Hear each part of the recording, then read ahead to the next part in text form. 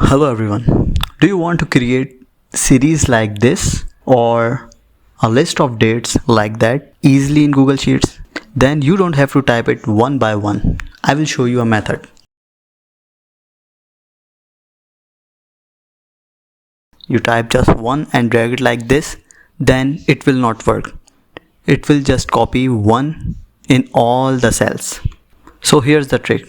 You type 1 in one cell, 2 in another cell, then select both of the cells, and then if you drag it, it will create series because now it knows that you are trying to create a series.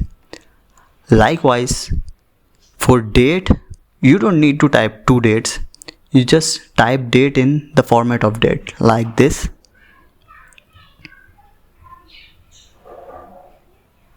And press enter. And now you just need to select it and drag it, and it will fill the dates automatically because you have given it in the format of date, so it knows you are trying to create the list of dates. Thank you so much for watching the video.